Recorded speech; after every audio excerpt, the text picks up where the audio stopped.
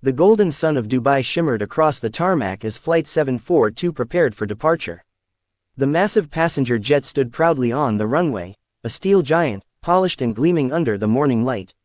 The air was alive with the hum of engines, the chatter of passengers boarding, and the soft announcements echoing through the cabin. For most passengers, it was just another flight, Dubai to London, 6 hours of sky, comfort, and routine. Families settled in with excitement, business travelers checked emails before takeoff, and children pressed their faces against the windows, eager to watch the city disappear below the clouds. The cabin was filled with warmth and laughter. The scent of brewed coffee mixed with the faint perfume of jet fuel, the smell of travel, of beginnings. Sitting quietly by the window in row 18, seat A, was Ava Thompson, an 18-year-old girl traveling alone. She was returning home to London after completing a short aviation internship in Dubai, her first trip abroad without her parents. She wore a navy blue hoodie and jeans, her hair tied back in a loose ponytail. Her face was calm, but her eyes sparkled with the quiet curiosity of someone who loved the sky. Ava wasn't just another passenger, she was a student pilot, halfway through her flight training program. Flying fascinated her more than anything else in the world. She had spent countless hours studying aircraft systems, learning radio communication, and practicing landings on flight simulators. But never, not once, had she imagined what was about to happen on this ordinary flight. Takeoff. The calm before the storm. Cabin crew, prepare for takeoff, came the captain's steady voice through the intercom. Ava smiled. She loved that moment, when the engines roared, when the world outside began to blur, and when the weight of the earth seemed to fall away. She pressed her hand lightly against the window as the Boeing accelerated down the runway. The engines thundered, the nose lifted, and with a smooth, graceful pull, Flight 742 was airborne. Passengers clapped softly, a few laughed, some whispered prayers, and others leaned back, ready for the long journey ahead. As the seatbelt signs dimmed, flight attendants began their routine, trays clinking, drinks being served, the soft murmur of conversation filling the air. The sunlight poured through the cabin windows, painting golden stripes across the seats. Everything was peaceful. Ava took out her tablet and started reading an aviation e-book. Every once in a while, she glanced toward the cockpit door with admiration. Someday, she thought, that will be me. Hours of peace. For the first few hours, everything was smooth. The sky was clear, no turbulence, no clouds, just the endless blue stretching forever. Children played games on their screens. A young couple watched a movie, sharing a pair of earbuds. Across the aisle, an old man dozed with a newspaper still open on his lap. In the cockpit, Captain Richard Halden, a veteran pilot with 22 years of experience, sat comfortably in his seat. Beside him, his co-pilot, Daniel Reyes, monitored the instruments. They chatted casually about weather, air routes, and the football match they'd both missed last night. Smooth as glass today, Richard said with a smile. Daniel nodded. Perfect flying weather. Back in the cabin, laughter echoed. A flight attendant gently teased a nervous passenger, calming her fears. A child tugged at her mother's sleeve asking, "Are we on top of the clouds yet?" The mother smiled, pointing out the window. "Yes, sweetheart, we're flying higher than the clouds now." It was perfect. Too perfect. Then everything changed. At exactly 2 hours and 43 minutes into the flight, the calm was shattered. Inside the cockpit, Captain Richard reached for his cup of coffee. He smiled faintly, then suddenly, his hand froze midair. His face went pale. His breathing grew uneven. "Daniel," he gasped, clutching his chest. The co-pilot turned instantly. "Captain." No response. "Captain, can you hear me?" Richard's eyes rolled back, his head slumped forward, and in an instant, the jet jerked violently to the left as his arm hit the control yoke. Alarms blared, a shrill, mechanical scream that sliced through the air. The autopilot disengaged. Panic in the cabin. The aircraft tilted sharply, trays fell, drinks spilled, and terrified cries erupted from the passengers. "What's happening?" someone screamed. A child began to cry. A flight attendant lost her balance, grabbing a seat for support. The aircraft steadied for a moment as the co-pilot wrestled with the controls, switching on autopilot again. His voice cracked as he grabbed the radio. "Greater than, Mayday, Mayday. This is Flight 742 to control, Captain unconscious. Requesting immediate medical assistance on board." In the cabin, the head flight attendant, Maria, grabbed the intercom, her voice trembling but firm. Greater than, ladies and gentlemen, please remain seated and calm. We have a medical situation with one of our pilots. If there's any passenger with medical or flight experience, please come forward immediately. The words echoed through the cabin. Passengers froze. A doctor, a nurse, a pilot, no one moved at first. Ava's heart raced. Her mind screamed, "You're not qualified for this." But her training whispered, "You know what to do."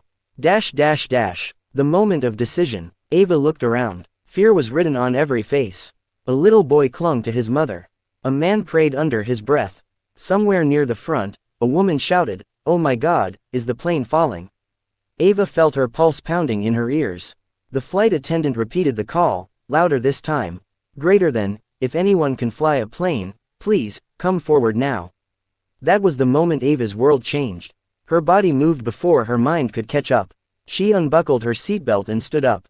Her legs trembled, but her voice, though soft, was steady. Greater than, I can help. I'm a student pilot. Every head turned toward her.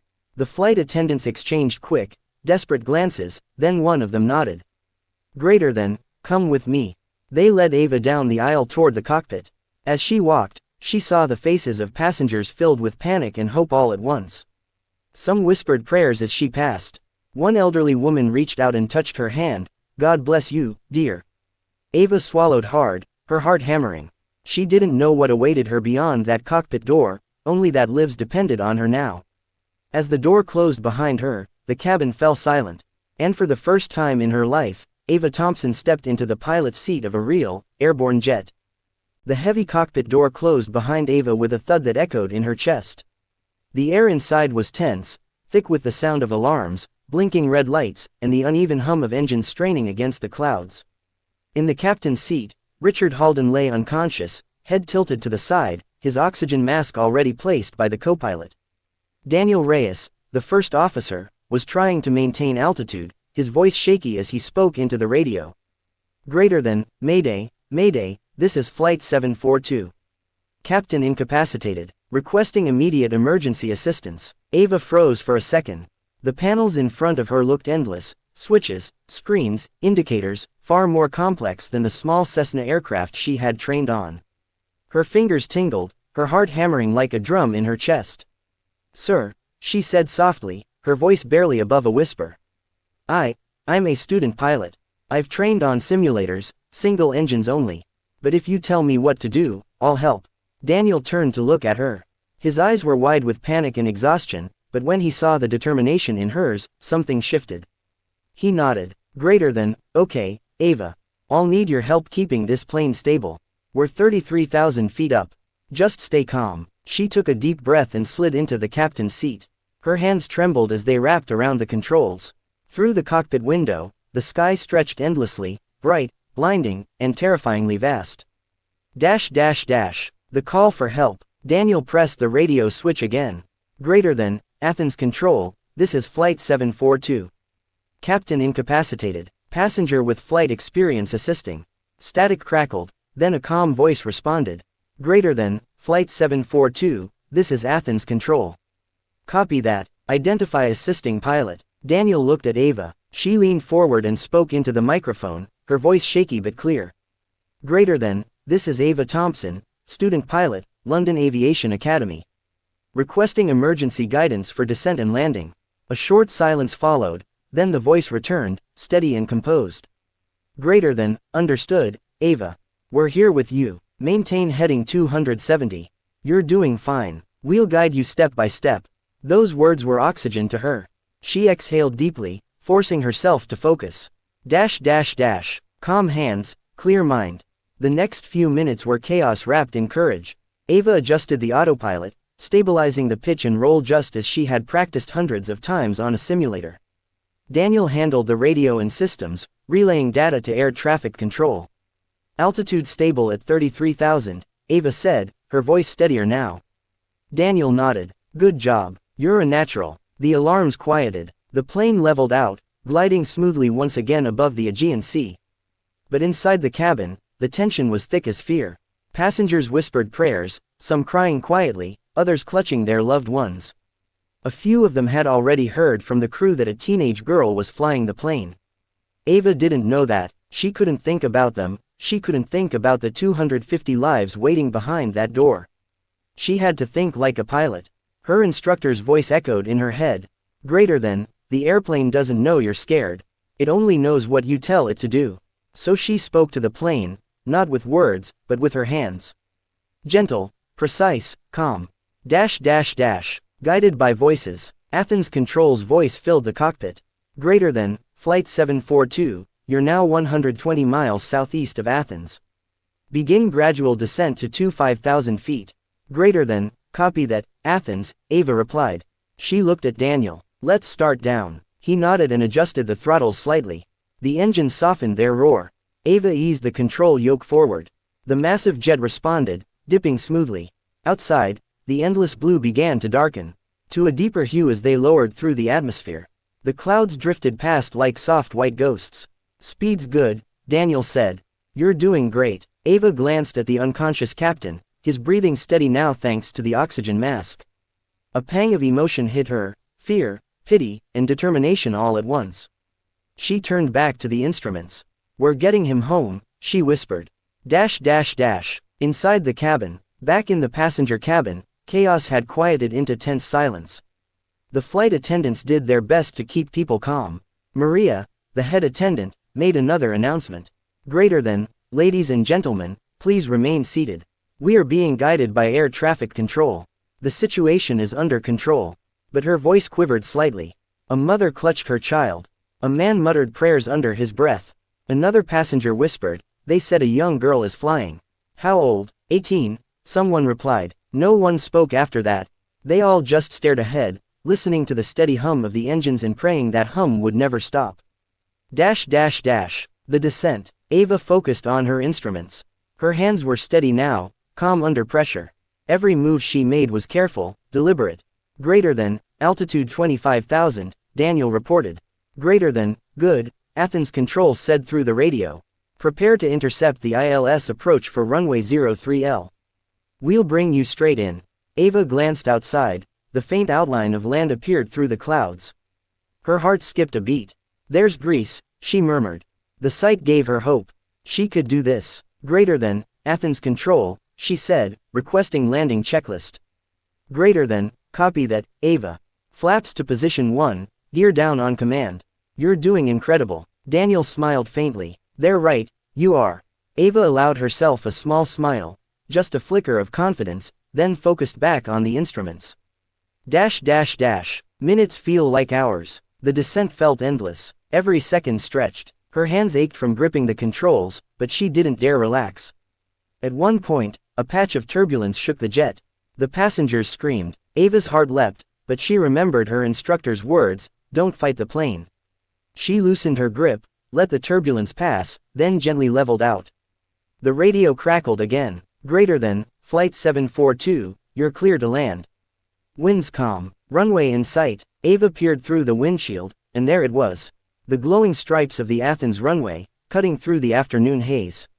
She swallowed hard. Runway in sight, she said, voice trembling but determined.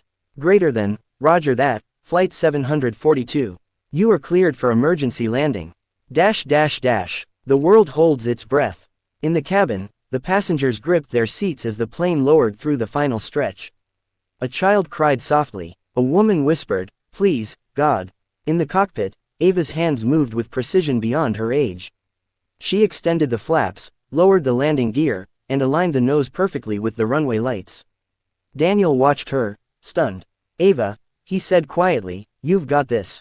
She didn't answer. Her entire world had narrowed to the sound of the engines and the runway rushing toward her. Speed 140 knots, Daniel called out. Check, she replied. Sync rate good. Check. The wheels touched the runway with a soft bounce, once, twice, then the tires screeched. The engines roared in reverse thrust, the massive jet slowing down, and finally, coming to a complete stop. Silence. Then, applause. Loud, unstoppable, tearful applause from 250 passengers who had just witnessed a miracle. Ava leaned back in the seat, her hands trembling.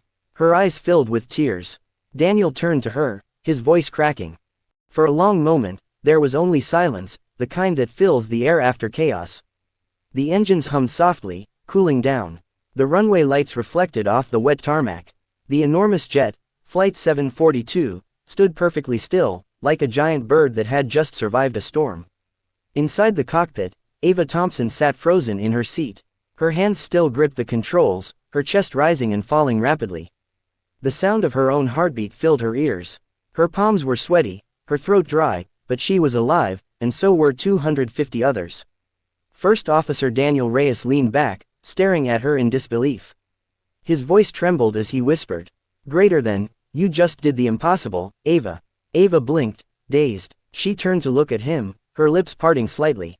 "Greater than, is everyone okay?" Daniel nodded, a shaky smile forming on his face. "Greater than, they're all fine. We're all fine, because of you." Ava finally let go of the yoke. Her hands fell into her lap as she exhaled, a long, shaky breath she didn't realize she'd been holding since the moment she stepped into that cockpit. Tears, applause, and relief. Then, from the cabin behind them, came a sound. It started softly, a single clap. Then another. Within seconds, the sound grew, wave after wave, applause, echoing through the entire plane. Passengers cried, cheered, shouted words of gratitude. Greater than, she did it. God bless that girl, we're alive because of her. Flight attendants hugged one another, tears streaming down their faces. Some covered their mouths, unable to speak. Ava listened, overwhelmed, her eyes filled with tears. For hours, she had held herself together, calm, focused, steady. But now, hearing those cheers, the weight of everything crashed down on her. She pressed a hand over her mouth, trying not to sob. Daniel placed a hand on her shoulder. "You earned every bit of that, Captain Thompson." She smiled faintly through her tears. "I'm not a captain," he chuckled softly. "After today, you might as well be." The ground crew arrives. Outside, emergency vehicles raced toward the aircraft, red and white lights flashing across the runway. Fire trucks, ambulances, and airport security surrounded the plane. Paramedics climbed aboard, rushing straight to the cockpit.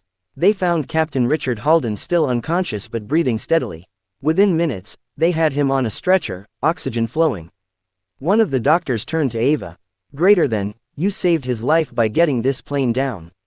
If you hadn't landed when you did." He didn't finish the sentence. He didn't need to. Ava understood. As the paramedics carried the captain away, she stood beside the cockpit door, quietly watching. The cheers from the passengers continued, growing louder as the news spread. "Greater than, she's the one who landed the plane. That young girl, she's the pilot." Camera phones flashed. Faces smiled through tears. The crew tried to keep the crowd calm, but it was impossible. Emotion filled the air like electricity. The world learns her name. By the time the passengers disembarked, news had already begun spreading through social media. Someone had uploaded a short video of Ava walking out of the cockpit, escorted by crew members. Within minutes, hashtags began trending. #Flight 742 Miracle. #Girl Pilot Hero. #Ava Thompson saves 250 lives. Television stations interrupted regular programming to report the story. An 18-year-old student pilot has successfully landed a commercial jet after the captain collapsed midair. As Ava stepped onto the tarmac, the cool evening wind hit her face. For the first time in hours, she saw the sky from the ground, the same sky she had fought through. The lights of the airport shimmered like stars reflected on the earth. She felt weak, lightheaded, exhausted, but above all, grateful. A senior airport official rushed to meet her. "Miss Thompson," he said breathlessly, "the control tower wants to commend you personally. You saved hundreds of lives today." Ava shook her head, still in disbelief. "I didn't save anyone, I just did what I was told to do." But deep down, she knew, she had done far more than that. Moments after the storm, inside the terminal, paramedics checked everyone for injuries. Some passengers hugged her as she passed by. A mother held her baby close and whispered tearfully, "You gave my child another chance to live." An elderly man bowed his head, saying, "You are proof that miracles are real." Ava didn't know how to respond. She simply smiled and nodded, her heart too full for words.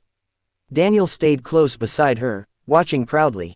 "You know," he said softly, "in all my years of flying, I've never seen someone handle pressure like that. You didn't panic once." Ava laughed weakly. You didn't see my knees under the panel. The reunion. 2 days later, Ava visited the hospital where Captain Richard was recovering. He was awake, sitting up in bed, pale but smiling when he saw her. You must be the angel who kept my bird in the sky, he said, his voice rough but warm. Ava blushed. I just followed instructions. You did all the hard work before I even got there. He shook his head slowly. No, Ava, you did something no simulator can teach. You stayed calm when everyone else froze. He reached out and squeezed her hand. You didn't just land a plane, you gave every soul on it a second chance. Ava's eyes filled with tears again. Thank you, sir, but I couldn't have done it without Daniel, or the control tower. Maybe, the captain said, but it takes one steady heart to bring everyone home. The aftermath. In the following weeks, Ava's story spread across the world. News channels called her, the girl who saved Flight 742. Airlines invited her to speak at aviation seminars. The London Aviation Academy awarded her an honorary pilot's certificate, the youngest in their history. But Ava remained humble. Whenever a journalist asked how she managed to stay calm, she gave the same answer. I didn't think about fear. I just thought about what needed to be done. Her words resonated with millions. She became a symbol of courage, not just for pilots, but for anyone who had ever faced fear and chosen action instead. 1 year later. A year later, Ava stood once again inside a cockpit, this time, as an official trainee on her first commercial flight internship. As the engines powered up, she smiled. The same hum that once terrified her now felt like music. She ran her hands across the control panel and whispered, "We meet again, sky." When the plane lifted off, her heart soared with it. The fear was gone, replaced by quiet confidence. She looked out the window at the clouds below and thought about that day, the chaos, the courage, the miracle. And she smiled, because somewhere out there, 250 people were still alive, living their lives, loving their families, because one 18-year-old girl had chosen not to freeze when the world needed her.